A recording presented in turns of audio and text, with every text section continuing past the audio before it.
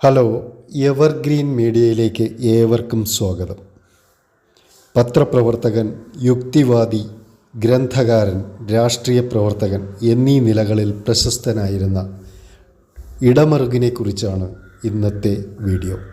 കേരളത്തിലെ ഇടുക്കി ജില്ലയിലുള്ള ഒരു യഥാസ്ഥിതിക കത്തോലിക്ക കുടുംബത്തിൽ 1934 അദ്ദേഹം ജനിച്ചു.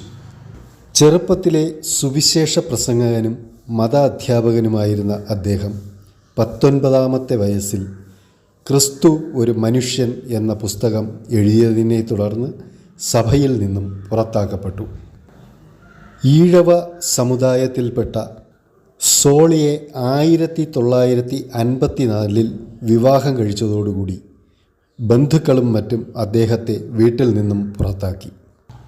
മാർക്സിയൻ ആശയങ്ങളിൽ ആകൃഷ്ടനായി റവല്യൂഷണറി സോഷ്യലിസ്റ്റ് പാർട്ടിയും പിന്നീട് റവല്യൂഷണറി കമ്മ്യൂണിസ്റ്റ് പാർട്ടിയിലും ചേർന്ന് പ്രവർത്തിച്ചു.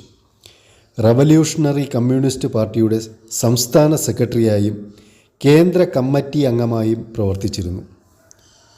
മലനാട് കർഷക യൂണിയൻ സെക്രട്ടറിയുമായിരുന്ന അദ്ദേഹം 1955 രാഷ്ട്രീയ ജീവിതം അവസാനിപ്പിച്ചു. 1957 മുതൽ 1970 വരെ മനോരമ വാർഷിക പുസ്തകത്തിൻ്റെ പത്രാധിപനായിരുന്നു. വിളംബരം, തേരാളി, യുക്തി എന്നീ യുക്തിവാദ മാസികകളിൽ സജീവമായി പ്രവർത്തിച്ചു. തേരാളി മാസിക പുത്രനായ സനൽ ഇടമറുകിൻ്റെ പത്രാധിപത്യത്തിൽ ഇപ്പോൾ ദില്ലിയിൽ നിന്നും പ്രസിദ്ധീകരിക്കപ്പെടുന്നു.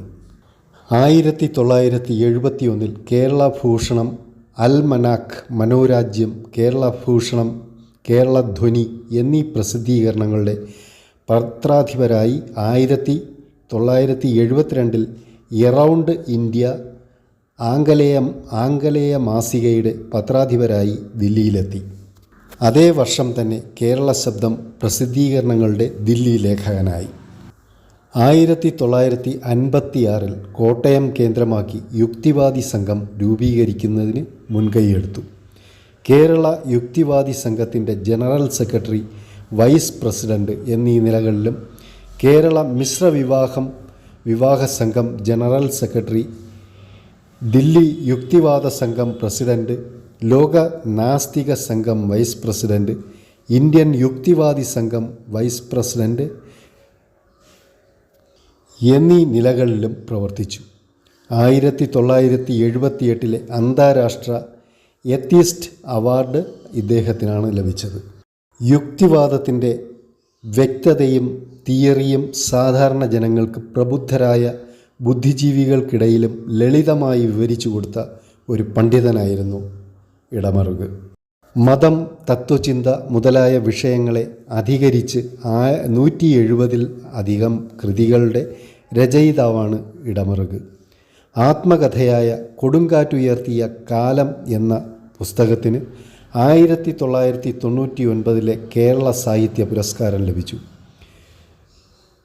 മറ്റു പ്രധാനപ്പെട്ട കൃതികൾ ഇവയൊക്കെയാണ്: ക്രിസ്തുവും കൃഷ്ണനും ജീവിച്ചിരുന്നില്ല, ഉപനിഷത്തുകൾ ഒരു വിമർശന പഠനം, ഖുറാൻ ഒരു വിമർശന പഠനം, ഭഗവത്ഗീത ഒരു വിമർശന പഠനം, യുക്തിവാദ രാഷ്ട്രം എന്നു തുടങ്ങി 1000-ഓളം കൃതികളാണ് അദ്ദേഹം രചിക്കപ്പെട്ടിട്ടുള്ളത്. കേരള സാഹിത്യ അക്കാദമി പുരസ്കാരം 2013 അദ്ദേഹം നേടി. സാമാന്യമായി ദൈവം, ദേവത, ബ്രഹ്മം, സ്വർഗം, നരകം, ആത്മാവ്, സാത്താൻ തുടങ്ങിയ കാര്യങ്ങൾ നിരാകരിക്കുന്ന നിലപാടോ ദർശനമോ ആണ് നിരീശ്വരവാദം. പാശ്ചാത്യ ദർശന ശാസ്ത്രം അനുസരിച്ചുള്ള ഒരു വിഭാഗമാണ് ഇത്. ആധുനിക ശാസ്ത്രം, സ്വതന്ത്ര ചിന്ത, ലിംഗനീതി എന്നിവയും ഇതിൽ പ്രാധാന്യമർഹിക്കുന്നു. ഭാരതീയ ദർശനമനുസരിച്ചുള്ള നാസ്തികവാദം മേൽപ്പറഞ്ഞ നിർവചനങ്ങൾക്കനുസരിച്ച് ഉള്ളതല്ല. വേദങ്ങളെ പ്രമാണമായി അംഗീകരിക്കുന്നുവോ ഇല്ലയോ എന്നുള്ളതാണ് ഭാരതീയ ദർശനപ്രകാരമുള്ള ആസ്തിക നാസ്തിക വിഭജനത്തിന് അടിസ്ഥാനം. ദൈവത്തെപ്പറ്റിയോ പ്രപഞ്ച കാര്യങ്ങൾ മുഴുവനുമോ മനുഷ്യബുദ്ധിക്ക് അതിൻ്റെ പരിമിതികൾ കൊണ്ട് അറിയുവാൻ കഴിയില്ല എന്ന തത്വശാസ്ത്രപരമായ നിലപാടാണ് ആജ്ഞേയവാദം. ലോകത്തിൽ 85 കോടിയോളം ജനങ്ങൾ വ്യവസ്ഥാപിത മതങ്ങളിൽ വിശ്വാസമില്ലാത്തവരാണ്. ഇടമറുകിൻ്റെ വിവിധ പുസ്തകങ്ങളിൽ വിശദീകരിക്കപ്പെട്ടിട്ടുള്ളവയാണ്. ഹ്യൂമനിസ്റ്റുകളുടെ ചിന്തയും പ്രവർത്തനങ്ങളുമാണ് നിരീശ്വരവാദ സമീപനങ്ങൾക്ക് പ്രേരകശക്തിയായി മാറിയത്. അവയിൽ യുക്തിചിന്തയിൽ അടിയുറച്ച് ജനാധിപത്യത്തിനും സ്വതന്ത്ര ചിന്തയ്ക്കും ലിംഗസമത്വത്തിനും വേണ്ടി വാദിച്ചു. പൊതു രാഷ്ട്രീയ ജീവിതത്തിൽ മതത്തിൻ്റെ ഇടപെടലുകളെ നിശ്ചയമായി എതിർത്തവരായിരുന്നു മതേതര ഹ്യൂമനിസ്റ്റുകൾ.